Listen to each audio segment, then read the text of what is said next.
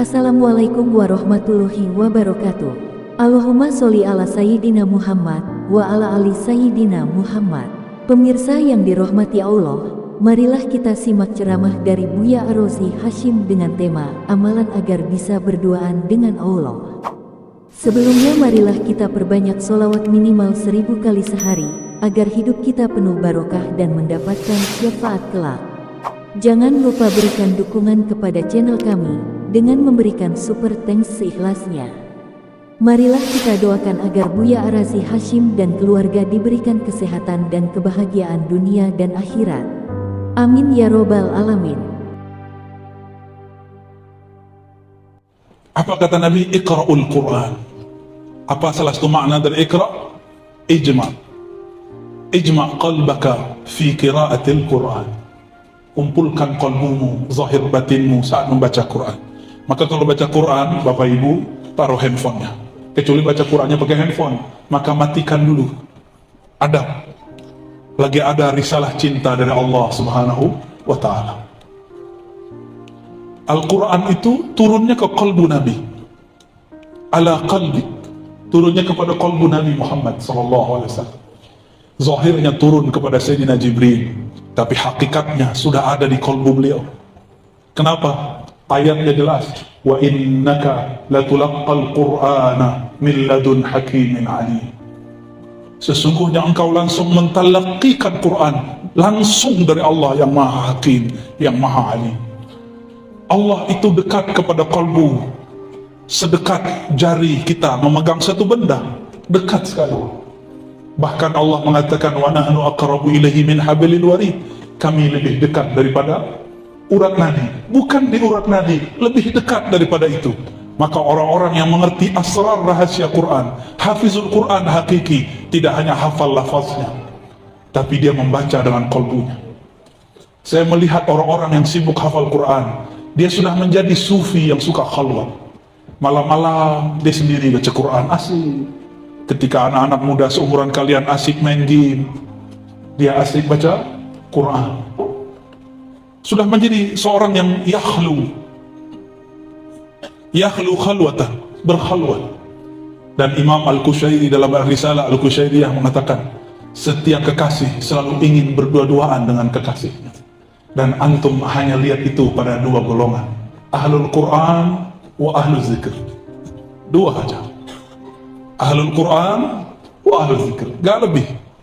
Sahabat saya berkisah, dulu kami berpesantren di negeri, di kampung yang dekat hutan.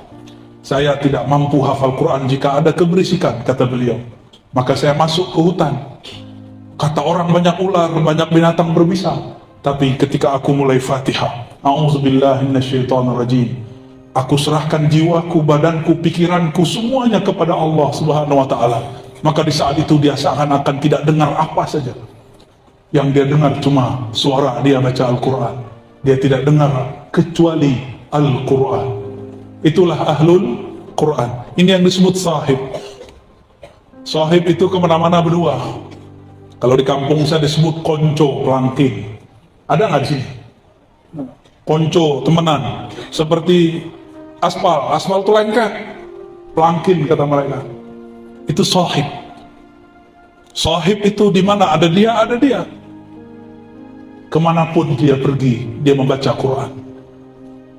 Seorang ulama tabi'in, Sufyan Ats-Tsauri, kalau dia berkendara, maka dia baca Quran. Jika dia berhenti, maka dia sholat. Maka dia khatam Quran seringnya di atas kendaraannya. Saya punya kakak kelas, sama. Dia sering khatam Quran di atas motornya. Kalau turun, dia langsung tasbih, dia langsung sholat. Tapi tidak pernah gabung dengan komunitas ahlul Quran. Dan tidak ada yang tahu kalau dia ahlul Quran, kecuali orang-orang dekat dengan beliau. Lagi naik motor, kita lihat teman kami. Jika ada orang nyalip dia gak marah, silakan. Karena dalam Al-Quran dikatakan fasbir, bersabarlah. Sabar yang bagus. Dalam terusan hadisnya, fa innahu ya'ti yaumal qiyamati syafi'an li sahibihi. Barangkali lafaz ini yang mengeluarkan judul ini. Karena sesungguhnya Quran yang engkau kumpulkan zahir batinmu ketika membacanya akan datang pada hari kiamat syafi'an, seberi syafaat. Secara harfiah syafi'an, pemberi syafaat. Tapi secara lughatan syafi'an berarti yang menggandakan bantuan. Yang menggandakan bantuan. Tapi saya mau tanya, sebenarnya siapa yang datang? Apakah Quran datang mushafnya? Quran datang kepada sahibnya. Apakah huruf-huruf datang? Apa maksud hadis ini? Itulah jawaban Sayyidatuna Aisyah. Ketika Sayyidatuna Aisyah radhiyallahu taala anha ditanya, bagaimanakah akhlak baginda Rasulullah sallallahu alaihi wasallam? Apa kata beliau? Khuluquhul Quran.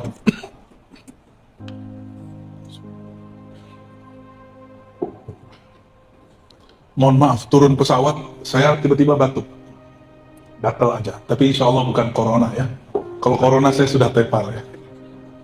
Biasa, udah lama nggak naik pesawat 2 jam. Lupa minum, ya salam.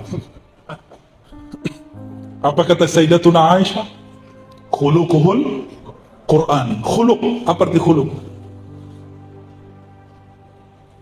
Apa beda khuluq dengan khalq?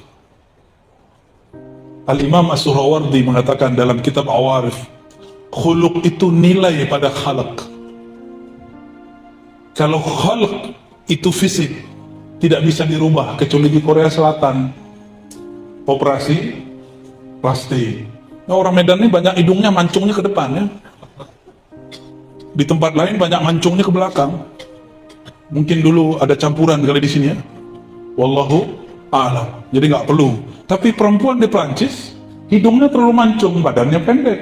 Orang Prancis itu nggak terlalu tinggi, standar aja. Hidungnya terlalu mancung. Mereka kalau operasi plastik, hidungnya dikurangi. Seharusnya kakak-kakak ini minta hidungnya orang Prancis ya.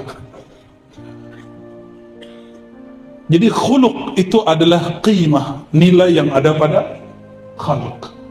Nilai yang ada pada bentuk tubuh. Mau nggak Abuya duduk bersama orang yang gagah tapi mulutnya kasar? Sabar nggak? Nyaman nggak? Nggak nyaman. Kita duduk, orangnya pakai baju kaos, tatoan, antingan, tapi kalau ngomong lembut, kita mikir, loh, tampang garam, kolbu lembut. Kita nyaman ngobrol. Disitulah ceritanya, kenapa ada satu kiai, biasanya punya teman preman. Karena si preman ini ternyata punya sisi kelembutan. Ya, jadi nanti kalau ada yang ngaji pakai tatoan, terima aja. Ya, terima aja semua. Mau dia antingan, mau tatoan, terima. Karena Allah pandang kolbunya. Ya, lama-lama itu insya Allah berubah. Ya. Jika Rasulullah akhlaknya Quran, nilainya Quran, berarti beliau siapa? Fahuwa haqiqatul Quran. Rasulullah hakikatnya Al-Quran. Jadi ketika disebutkan ya'ti, datang pada hari kiamat kepada sahibnya, syafi'an lahu, memberi syafaat, itu adalah Rasulullah sallallahu alaihi wasallam. Jadi yang datang itu nanti Rasulullah. Jangan pisahkan Al-Quran dari Rasulullah sallallahu alaihi wasallam. Maka dalam hadis Imam Muslim, Tirmizi, Ahmad disebutkan, nanti di hari kiamat yu'ta bil Quran yaumal qiyamah wa ahlihi bima kanu ya'maluna bih. Nanti didatangkan Quran pada hari kiamat dan ahlinya. Ahlinya berarti keluarga. Maka disebut keluarga. Keluarga harus ada nasabnya. Maka nasabuna fil Quran isnaduna ila masyayikhina. Sanad Quran kita, itulah nasab kita. Maka tidak ada ulama berani buka tahfiz kecuali dia punya sanad Al-Quran. Ya, beliau-beliau ini punya sanad Al-Quran semua. Ambillah kepada mereka ya. Jadi baik.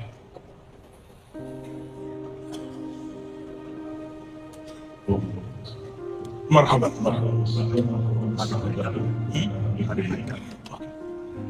Kita sampai jam berapa? Oke. Marhaban, marhaban.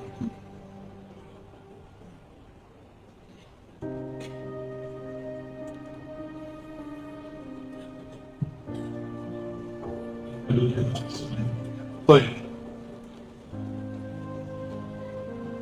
Jadi siapa yang datang nanti hari kiamat? Huruf Quran atau hakikatul Quran? Hakikatul Quran wa huwa sayyiduna Muhammad sallallahu alaihi wasallam. Kita sering dengar yang menurunkan Quran adalah Sayyidina Jibril, benar ya? Tapi ayat tadi ngomong apa? Wa innaka latulaqqal Qur'ana min ladun hakimin alim. Engkau langsung, wahai Muhammad, ngambilnya dari Allah. Itulah rahasianya ketika beliau didekap oleh Sayyidina Jibril 3 kali supaya yang di dalam itu keluar. Karena setiap orang lahir di bumi dia mengalami amnesia rohani. Al-Quran itu sudah turun sebelum ini. Sebelum masa ini sudah ada Al-Quran. Karena Al-Quran hakikatnya kalam Allah. Yang diajak berkalam-kalam oleh Allahu Ahad hanyalah Sayyidina Ahmad.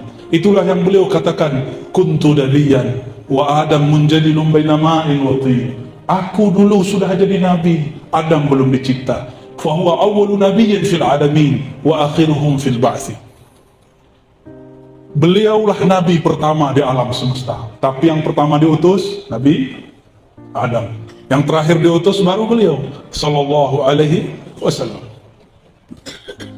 Maka berkalamlah Allah kepada Sayyidina Adam dalam hadis Imam Hakim, riwayat yang sahihul isnad. Tapi bagi yang tidak suka ilmu Nur Muhammad mengatakan ini dhaif dan palsu. Padahal ini hadisnya sahih. Apa kata Allah tabaraka wa taala kepada Sayyidina Adam alaihi salam? Laula Muhammad ma khalaqtuka ya Adam. Kalau bukan karena Muhammad, aku tidak ciptakan engkau wahai Adam. Muhammad itu ciptaan zahirnya, tapi Ahmad adalah hembusannya. Maka hembusannya sudah ada, tapi ciptaan Muhammad bin Abdullahnya terakhir dikeluarkan. Makanya lafaz yang dipilih oleh pengarang kitab Maulid Syarafil Anam, Syekh Sayyid Al-Barzanji, beliau lafazkan dengan abraza, benar ya? Luar biasa, terima kasih kepada Allah yang telah abraza, mengeluarkan buruz, izhar, menampakkan yang tadinya tidak tampak sekarang menjadi tampak. Itulah Sayyidina Nabi sallallahu alaihi wasallam. Karena hakikat Rasulullah itu hakikatul Quran, darahnya tidak najis, air ludahnya tidaklah bau. Karena beliaulah Quran, Quran itu sirajun munira. Ketika ada cahaya matahari, sinar matahari mengenai beliau, itu pun cahaya matahari kalah. Nurun ala nur, beliaulah nur yang di atas semua nur yang ada. Inilah rahasianya kenapa baginda Rasulullah SAW tidak ada bayang-bayangnya. Bukan hanya karena ada awan, tapi karena beliaulah nurun ala nur. Sesekali hal ini dibukakan Allah, dikasyafkan Allah kepada Sayyidatuna Aisyah. Sayyidatuna Aisyah mengatakan, ketika baginda Nabi SAW masuk ke kamarku hujrati, mukanya bercahaya memenuhi semua sudut ruangan. Beliaulah nur, beliaulah al-qamar, beliaulah al-badar, sallallahu ala sayyidina Muhammad. Karena beliau ini sudah ada sebelum alam ini dicipta. Beliaulah hembusan pertama. Maka Sayyidina Jibril cuma memeluknya 3 kali. Di saat itulah Jibril berhusnuzan. Apa kata Sayyidina Jibril? Iqra, baca. Karena Sayyidina Jibril berprasangka Sayyidina Nabi SAW tahu apa yang akan dibaca. Inilah salah satu asrar yang ditalakikan masyayikh kami ya. Maka ada riwayat ma'ana biqari atau ma'aqra ya. Semuanya menunjukkan lafaz-lafaz makna-makna seperti ini. Oleh karena itu, saya sudah menyebut di pertemuan sebelumnya, apakah Jibril yang jadi guru atau Nabi Muhammad yang jadi guru? Ahlul riwayah mengatakan Sayyidina Nabi yarwi an Sayyidina Jibril. Sayyidina Jibril kalau tahu itu beliau tidak ridha. Kenapa? Ketika Allah mengangkat Sayyidina Nabi SAW ila arsyihi al-azim, Sayyidina Jibril tidak ada hak untuk menampakinya. Fahuwa a'zamu min Sayyidina Jibril. Beliau lebih mulia daripada Sayyidina Jibril. Jadi beliau punya tugas cuma untuk mengingatkan Nabi Muhammad sallallahu alaihi wasallam. Tapi karena kita belajar syariat, belajar zahir, kita tulis juga anin Nabi an Sayyidina Zaid bin Thabit, an Sayyidina Utsman, an Sayyidina Nabi SAW, an Sayyidina Jibril, an Rabbil Izzah. Itu zahir yang tertulis. Tapi di akhir zaman ini Allah buka semua.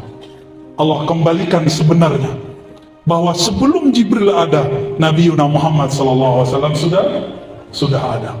Maka terkenalah sebutan salawat Jibril. Itu Sayyidina Jibril ingin melihat Nabi. Ribuan tahun dia bersalawat di langit. Baru Allah izinkan bertemu cahaya Nur Muhammad sallallahu alaihi wasallam. Ayat yang sudah masyhur kita hafalkan. Adinda pasti hafal ya. Wa ma khalaqtul jinna wal insa illa liya'budun. Kata kawan untuk membatalkan maulid pakai ayat ini. Suka-suka dia. Aku tidak ciptakan jin dan manusia kecuali untuk menyembahku. Justru ini dalil maulid. Tidak aku ciptakan, coba diterjemahkan.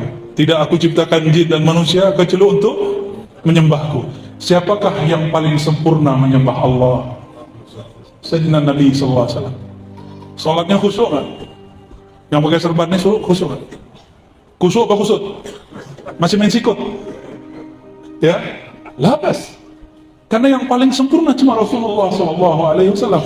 Kita nih seperti anak-anak yang sedang belajar khusyuk. Apa kata Nabi? Aku seperti walidukum. Nabi ngomong kepada sahabat, itu sahabat tua-tua, jenggotnya Masya Allah, badannya kekar-kekar, sudah beruban sebagian. Itu Nabi ketika mau sholat, mereka dirapikan satu-satu seperti anak kecil. Dan mereka itu kalau Nabi sholat ngelirik-ngelirik, itu lagi sholat, itu sahabat yang sudah tua. Jadi kalau anak-anak ini agak nakal-nakal dikit, mohon dimaklumi ya Bu ya. Nggak apa-apa, tapi ini bukan pembenaran ya. Nggak matanya melirik, kolbunya melirik dunia. Iltifat ila ma siwallah. Allah kan mandang kolbu. Masa lagi sujud masih ingat selain Allah? Masa lagi baca Quran masih ingat selain Allah? Jadi kita ini baru belajar sholat. Jadi kalau ketemu orang belum sholat, jangan sok-sokan. Siapa tahu besok dia sholat dan sholatnya khusyuk. Jangan bangga dulu, siapa tahu sholat kita ini tidak diterima oleh Allah Subhanahu wa ta'ala. Ini ayat surat Zariyat. Illa liya'budun, kecuali jin manusia itu menyembahku, agar mereka menyembahku. Dan siapakah yang mengajarkan menyembah Allah? Sayyidina Nabi sallallahu alaihi wasallam.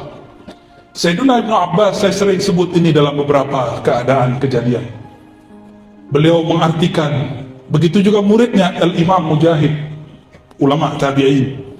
Ya'budun ay ya'rifun Allah. Mereka mengenal Allah Subhanahu wa ta'ala. Maka kalau diterjemahkan ulang, tidaklah aku ciptakan jin dan manusia kecuali untuk mengenal aku. Kalau sudah kenal baru bisa menyembah. Masa kita menyembah sesuatu yang kita tidak kenal?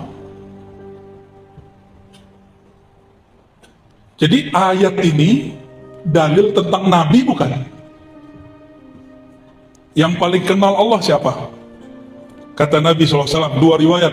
Ana atqakum. Di riwayat lain, ana a'lamukum billah. Dua riwayat. Akulah yang paling mengenal Allah di antara kalian. Itu Nabi Muhammad SAW. Jadi ayat ini sedang bercerita tentang Nabi. Tidaklah aku ciptakan jin dan manusia kecuali agar ada sosok yang betul-betul menyembahku secara sempurna. Itulah baginda Nabi Muhammad sallallahu alaihi wasallam. Itulah rahasianya kita buat maulid. Itulah rahasianya kita baca syair madaih nabawiyah. Semoga Allah Subhanahu wa taala menerima kita sebagai umatnya. Ada kebahagiaan saya dalam hati. Dulu kita tidak pernah berdoa. Sayyidina Musa pernah berdoa. Apa doa mereka? Ada beberapa nabi. Ya Allah, jadikan kami umat Nabi Muhammad. Ada yang pernah doa dulu? ke akhirat. Tapi Allah jadikan kita umat Nabi Muhammad sallallahu alaihi wasallam. Ridho nggak? Walaupun ada pandemi 1000 kali lagi tidak masalah. Yang penting kita terlahir sebagai umat Nabi Muhammad sallallahu alaihi wasallam. Jazallahu anka ya Sayyidina ya Rasulullah. Jadi kesimpulan kajian kita pada sore ini, Abu ya, sahibul Quran mungkin biasa diterjemahkan penghafal Quran. Itu betul makna pertama. Tapi sahibul Quran, sahib adalah yang paling kenal hakikat Quran. Maka sahibul Quran yang mengenal hakikat Quran yaitu Nabi Muhammad sallallahu alaihi wasallam. Dan salah satu orang yang kenal Nabi Muhammad adalah aktsaruhum salatan alayya, yang paling banyak bersolawat kepada baginda Nabi Muhammad sallallahu alaihi wasallam. Dengan ini Ahlul Quran terbagi, satu penghafal, satu pengamal, ada dua. Yang ketiga kalau ditambahkan al-ulama, meskipun mereka tidak hafal 30 juz, tapi mereka menghafal makna-makna di dalam Al-Quran. Mereka juga disebut sahibul Quran. Ya, ada tiga ya. Satu, penghafal. Yang kedua, pengamal. Karena hadis tadi mengatakan bima kanu ya'maluna, dengan apa yang mereka amalkan. Maka ada datang surat Al-Baqarah, surat Ali Imran, surat Al-Ikhlas, sudah pasti ya, makanan kita sehari-hari ya. Tapi ada yang ketiga. Maka bagi saya pesantren-pesantren fikih itu juga pesantren Quran, karena mereka mewarisi fikhul Quran. Pesantren akidah, pesantren tasawuf, tariqat, itu adalah pesantren Al-Quran, tapi sisi lainnya Quran, itu nurnya, sir zikirnya. Semoga kita dimasukkan oleh Allah kepada ahlul Quran. Amin ya rabbal alamin. Mungkin demikian dari kami Al-Fakir. Mohon maaf para masyayikh habibna, mungkin saul adab kepada antum ya. Dan kalam ini tidak kami alamatkan kepada para masyayikh, tapi kami alamatkan kepada para santri. Para masyayikh sudah a'lam minna bikathir wa aqdam minna fil ilmi wad darajah wal fadl wa kullu shay mimma fadala Allah iyyakum. نسأل الله العفو والعافية لنا ولوالدينا ولمشايخنا وللحاضرين والحاضرات آمين يا رب العالمين وصلى الله على سيد الوجود والحمد لله رب العالمين. السلام عليكم ورحمة الله وبركاته. Apa kata beliau? Dawaul qalbi khamsah. Obat kalbu itu ada 5. Persis nggak bilang kan? 1. Qiraatul Quran ma'a tadabbur. Membaca Quran dengan mentadabburinya. Membaca Quran ma'at tadabbur, bitadabbur, dengan mentadabburi. Apa bitadabbur? Tadabbur dari kata dabar, dabar ya. Ini kan lagi ramai masalah tasrif, derivasi kalimat, perubahan kata ya. Kafaru ya, kafiru, takfiru, ini kan lagi ramai ya, kita nggak mau urus itu ya. Tadabbur dari tadabbur, ya tadabbur, ya tadabbur, tadabbur dari kata dabar. Dabar itu artinya belakang, maksudnya tadabbur itu dibolak-balik, diulang-ulang, maknanya apa? Kadang kita nggak paham kalimat sekali, kita ulang. Maka coba dijadikan wirid, pagi sampai sore baca Quran, malam sampai sebelum tidur baca tafsir. Jangan terjemah, Pak. Jangan terjemah. Terjemah itu kalau mendadak, kita perlu butuh cepat, kita baca terjemah. Maka setiap rumah mesti punya minimal buku Mukhtasar Tafsir Ibnu Katsir. Setiap rumah minimal punya buku itu. Satu aja. Kalau hadis cukup, Riyadhus Shalihin cukup. Kalau tafsir cukup, Tafsir Ibnu Katsir. Tafsir Ibnu Katsir ada versi lengkapnya. Biasanya kalau ulama, ustaz, dai, mesti punya yang lengkap, jangan punya yang mukhtasar. Kalau kita cukup baca mukhtasar ringkasan, udah diterjemahkan.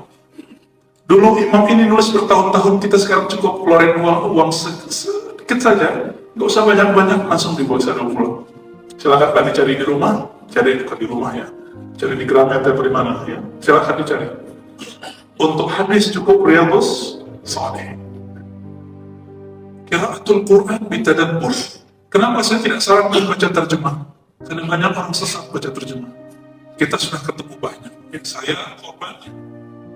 Kita korbannya 2,5 tahun kita ikut kajian indeks Quran, kajian Quran tematik. Tahu-tahu itu kelompok salah satu radikal. Kelompok radikal, tafsir indeks, semua indeks itu kita hafal semua. Hampir semua. Jadi gaya-gaya nomor sekian, ayat sekian. Surat sekian itu kita dulu pernah dapat 2,5 tahun. Semua orang kayak ketemu lain semua. Ustaz itu nggak ngerti, kita aja ngerti. Tapi ternyata yang saya pahami nomor surat dan nomor ayat plus terjemah. Pas ditanya, ini kapan mulai sadar? Ditanya oleh salah seorang. Sampailah kita di ayat وَمَنْ لَمْ يَحْكُمْ بِمَا أَنْزَلَ اللَّهُ فَأُولَٰئِكَ هُمُ الْكَافِرُونَ. Siapa yang tidak berhukum surah Al-Maidah dengan hukum Allah, maka mereka itu kafir. Ayat ini kalau baca terjemah horor sekali Pak. Mikir-mikir ya, kata instruktur saya waktu itu, negeri ini tidak berhukum dengan hukum Allah, maka negeri ini negeri tauhid, negeri kafir. Mulai aduk-aduk tuh kepala ya. Orang tua saya PNS, makan gaji plat merah kita ya. Mikir-mikir, terus sampai ke bank, negara ini akan hancur. Itu tahun 2000 Pak. Sebelumnya tahun 99. Ini akhir-akhir saya mulai bahwa kita ini nggak boleh sembarangan ikut kelompok tertentu. Kita harus betul-betul sadar, ikut ustadz itu kenali lo ustadznya ngaji mas siapa dulu enggak. Yang penting dia baca Quran, dia nyebutin indeks, alamat sekian, kita kan takjub, wah ini ustadz indeks ini, hafal semua nih tema-tema Al-Quran. Hati-hati di kampus-kampus kalau ada kajian indeks Quran, kajian tafsir Quran, hati-hati Pak, gayanya indeks. Ini masih gerakan, ini masih nyusup di kampus-kampus. Di kampus-kampus masih nyusup. Dicek, ditanya sama teman saya, kamu tahu gak itu ayat turunnya kapan dan lagi ngapain Nabi Sallallahu Alaihi Wasallam? Mulai pusing kita Pak. Ternyata memahami Quran nggak cukup memahami nomor terjemahan Kementerian Agama itu. Terus apalagi ada yang disebut asbabun nuzul. Di sini sudah ada kajian khusus asbabun nuzul. Buat Pak, satu pertemuan sekali sebulan cukup kajian asbabun nuzul. Di sini ada Kiai Mukhlis Hanafi, ada Kiai Ali Nurdin. Silahkan ambil ilmunya dari mereka ini. Mereka ahli tafsir, hafiz Quran. Sebutin ayat mana saja disempurnakan. Sebutin ayat mana saja insya Allah dia tahu asbabun nuzul jadi mana. Ini dua orang ini ya, saya nggak tahu kalau yang lain, tapi orang ini mereka kita kenal. Kiai Ali Nurdin itu murid tertua Kiai Al-Mustafa Yaqub dalam hadis, tapi beliau kemudian jagonya di Al-Quran. Mukhlis Hanafi, Kiai Mukhlis Hanafi itu doktor Al-Azhar, murid-murid ulama Azhar, murid-murid dari ulama Azhar. Kita aja nggak tahu Pak, badannya kecil, otaknya gede, ilmunya panjang itu. Jangan remehkan pakaiannya, mungkin beliau nggak pakai pakaian gamis juga kayak saya. Mereka santai aja karena pakai baju kemeja putih, udah gitu aja. Bukan berarti mereka nggak alim, mereka lebih alim dari saya. Jauh ilmunya jauh di atas saya. Qiraatul Quran bitadabbur. Apa kata beliau? Obat hati yang pertama adalah baca Quran dengan tadabbur. Dulu saya masih ingat, saya kira itu bid'ah. Kita datang ke daerah Jawa Timur, setiap azan itu selalu ada orang baca puji-pujian namanya. Puji-pujian, dalam puji-pujian salah satunya baca Tombol Hati. Kita nggak ngerti gitu, wah ada bid'ah apa ini. Ternyata ketemu, ini ajaran ulama salafus saleh. Yang kedua apa? Khala'ul batan. Khala'ul batan itu kalau harfiahnya kekosongan batan, perut dari yang haram. Tapi ada satu lagi, ini jarang dibahas. Perut tidak pernah dimasuki oleh makanan yang lupa menyebut nama Allah. Sudah begitu. Makan, minum, sebut nama Allah, baru kita minum. Kalau enggak, belum dapat obat korbunya. Jadi ini thariqah ulama salaf. Enggak perlu sebut ini thariqah apa, ini thariqah ulama salaf. Thariqah ulama salaf. Apa itu thariqah jalan?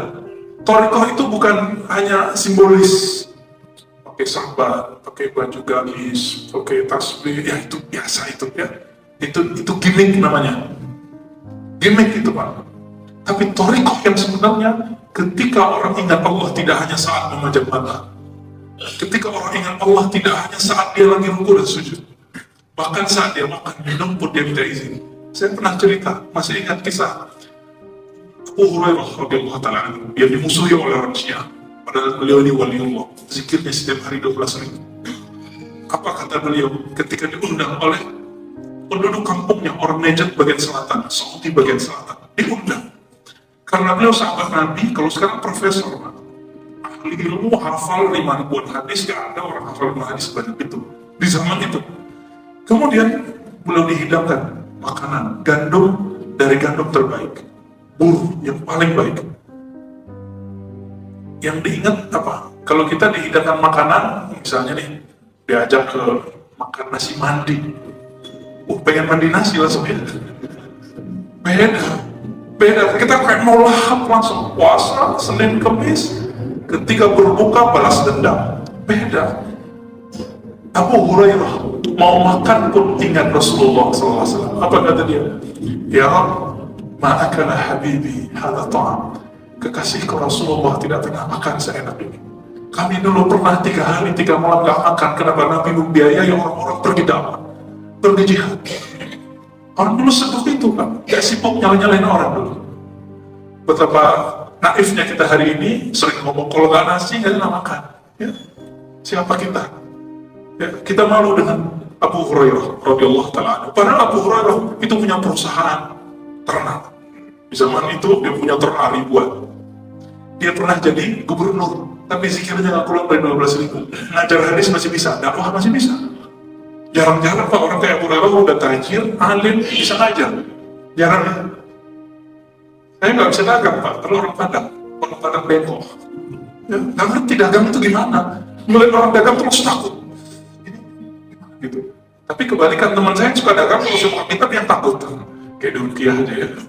Karena kita nggak mau dia.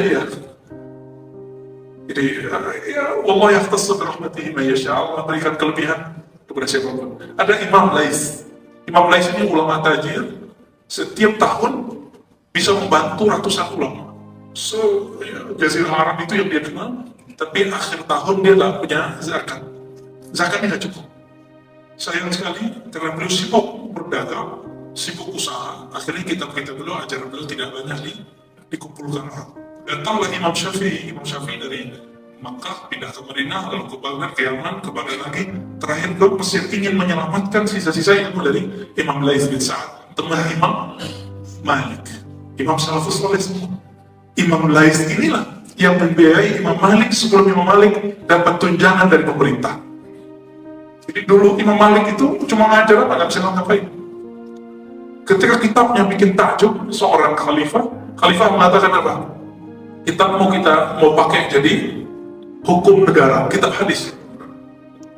Nah ini penting kita sampaikan. Apakah Sahih Bukhari bisa langsung dipakai sebagai sumber hukum negara? Gak bisa. Pusing nanti. Kenapa? Sahih Bukhari itu masih acak. Ibarat obat itu belum diramu.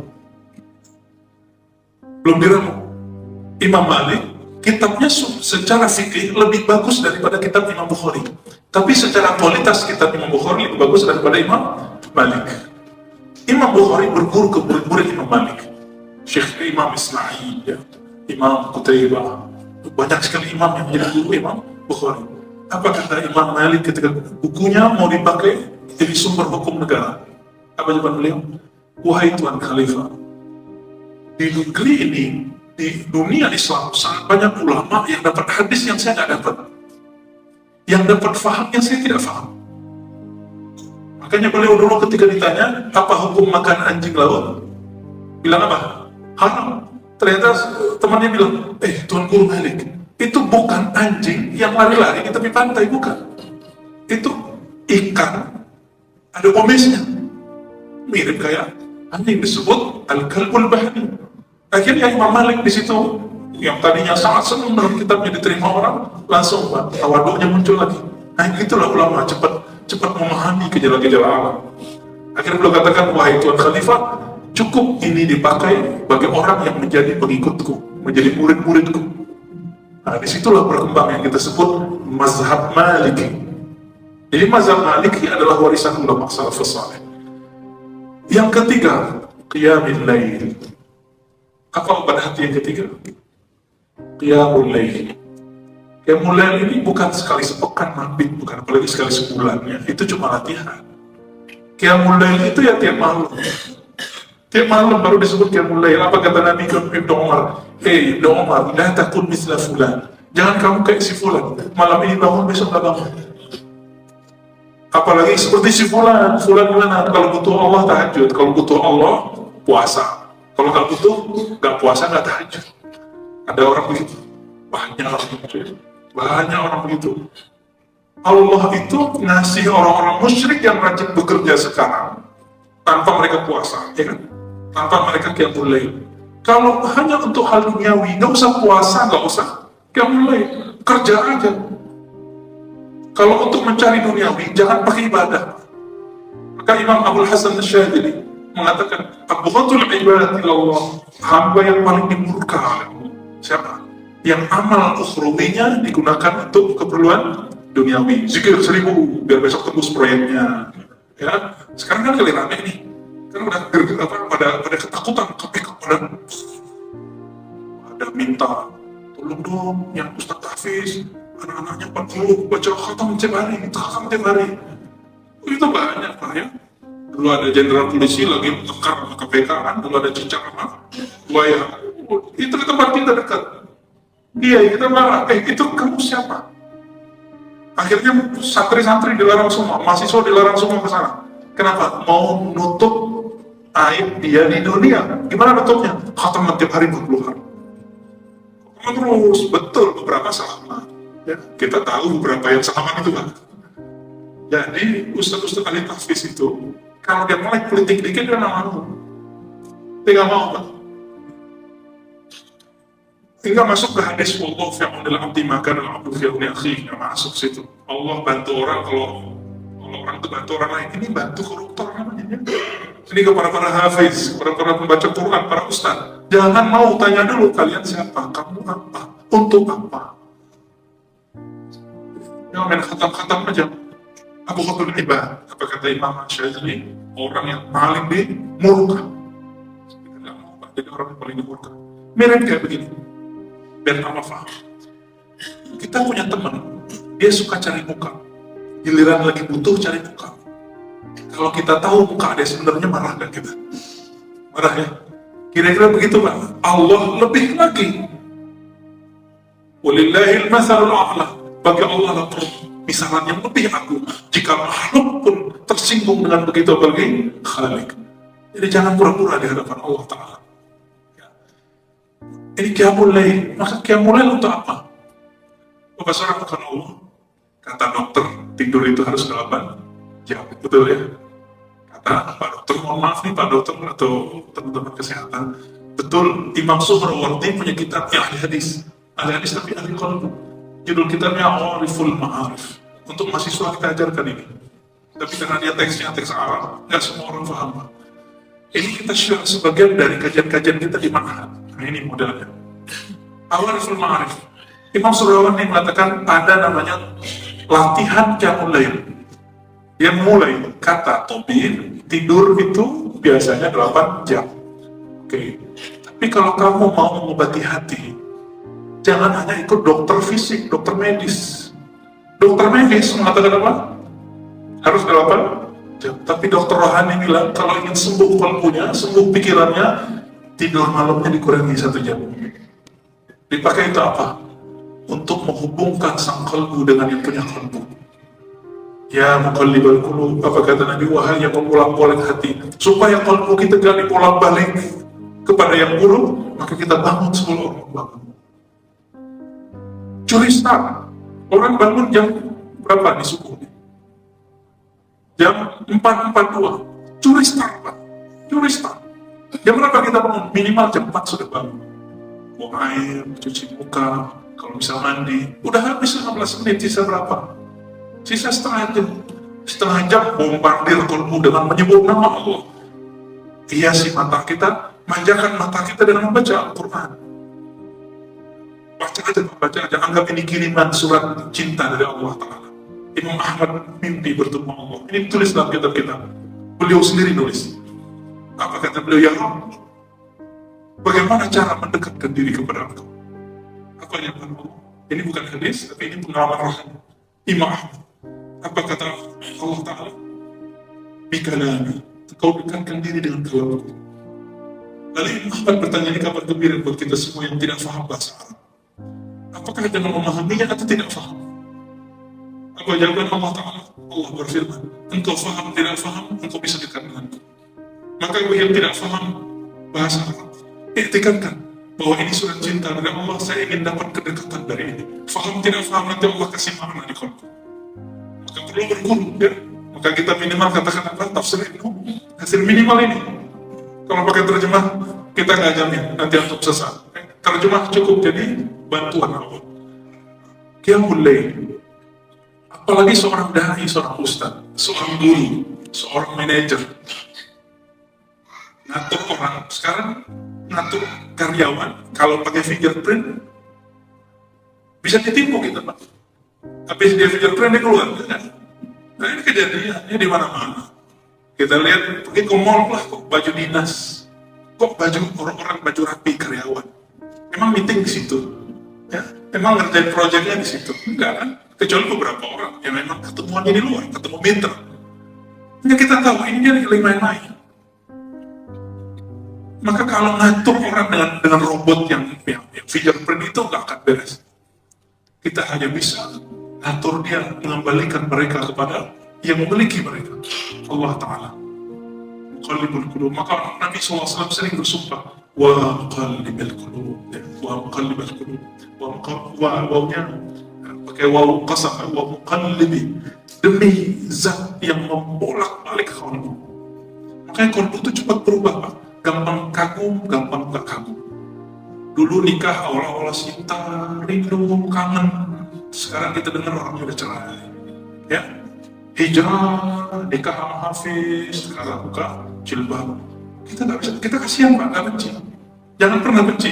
Antum sekali benci, nanti ke walau bisa balik. Itu sebabnya Nabi mengatakan la tukaffir akhaka. Jangan pernah kamu kafirkan, itu terjemahannya. Terjemahan makna lainnya apa? Jangan pernah menumbuhkan kebencian di qalbumu. Kenapa? Jika dia tidak seperti yang kamu asumsikan, faqad ba'a bihi ahaduhuma. Jangan-jangan nanti balik ke kamu. Dan saya diuji, demi Allah saya diuji dengan apa yang saya benci. Apa yang kita benci kita diuji pada dengan itu. Jijik lain kita diuji dengan itu. Nah, jangan, nah ini bocoran aja, jangan takdir Allah gitu, Pak. Maka kurangi kebencian di qalbu. Maka semua tantangan ujian akan Allah mudahkan, insya Allah. Apalagi kata beliau, obat qalbu itu setelah kita start, sebelum orang start. Nah, ini sebelum sampai ke berikut. Jika ada orang ingin sehat jantungnya, maka dia jalan setiap hari setengah jam, benar kan? Bisa jantung. Kalau ingin sehat, jantung itu bergerak kan ada roh. Kalau ingin menyehatkan roh, sebelum jalan pagi, bangunkan qalbunya, sebut nama yang mempunyai qalbu itu. Siapa namanya? Allah, ya Allah, la ilaha illallah, itu sebut. Itu makanan dia, itu olahraganya qalbu. Maka qalbu tidak akan pernah betul-betul bergetar dengan lari, dengan kaget. Kita lari kok itu aja. Tapi kalau disebut nama Allah, idza dzukirallah wajilat qulubuhum, disebut nama Allah. Jika hatinya, qalbunya masih ingat bahwa yang dicintainya hanya Allah, pasti berdesir. Ini yang disebut wajilat. Al-Anfal ayat 2. Bukan kalau orang azan kedengaran kita mau ke masjid, itu udah jelas. Tapi yang disebut wajilat itu adalah getaran-getaran yang bikin qalbu ini bergetar. Badan ini terasa hebat sekali, ya. Kan merinding-merinding itu bagian dia, cuma merinding itu bagian terkecil, cuma. Kalau sudah biasa, kalau orang nikah tiap hari berdesir, jantungan mati, sepekannya. Maka getaran-getaran jatuh cinta itu cuma terjadi di awal orang kasmaran. Biasanya jika orang belajar zikir di awal-awal, kalbunya akan bergetar terus. Lama-lama kalbunya tenang.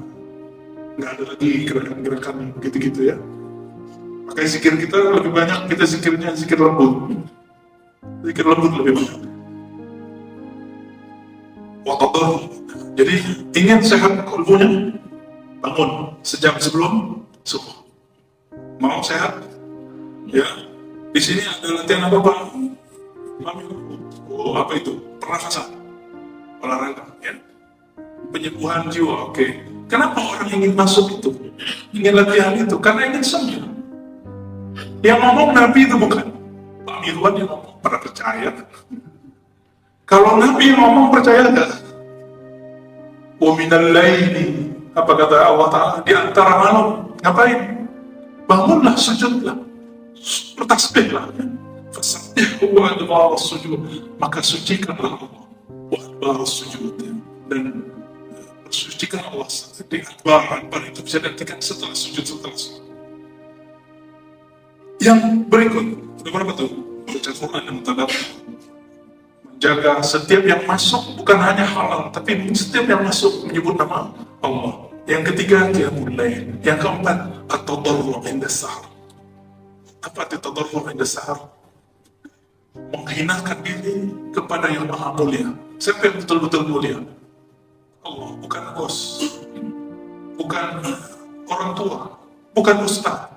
Maka tadarru' untuk Allah, tawadu untuk sesama mukmin, adab kepada yang lebih tua, adab kepada para guru. Kalau kepada Allah disebut tadarru'. Tadarru' itu menolkan jiwa, mengatakan, ya Rabb, ilmu ini ilmu, bahkan sujud ini kan Engkau yang menggerakkan ini sujud. Sujud ini pun darimu, baca tasbih ini pun darimu, Quran ini pun darimu. Kalau Engkau tidak bangunkan aku tidak bangun. Ya Rabb, aku tidak pantas masuk surga. At-tadarru'. Ini yang kemudian dihikayatkan dari cerita Abu Nawas. Itu bukan hadis, Pak, itu cuma ekspresi dia maklum orang dekat istana, apa yang dia mau terjadi. Di akhir hayat dia ketemu seorang ahli qalbu mengajarkan dia bagaimana mengenal Allah. Maka dia mengatakan, ya Rabb, lastu lil firdausi ahla. Aku tidak berhak untuk masuk surga. Tapi ya Rabb, Engkau maha penyayang, Engkau maha ridho, Engkau maha pengasih. Jika aku dibakar neraka pun aku tidak kuat. Tapi ada seorang ahli zikir, ketemu ulama salaf, mengatakan, ya Rabb, jika Engkau tidak izinkan aku masuk surga, tolong ridhoi aku meskipun di neraka. Mungkinkah Allah ridho meskipun kita akan neraka? Nah, inilah bahasa-bahasa mesra. Biasa teman kita cewek-cewek kalau baru nikah, Pak, dia nggak pengen dicerai, tapi dia tahu suaminya nggak bakal cerai dia, pasti cerai gua, kan cerai gua. Itu dia tahu suaminya nggak bakal cerai dia, berani ngomong gitu.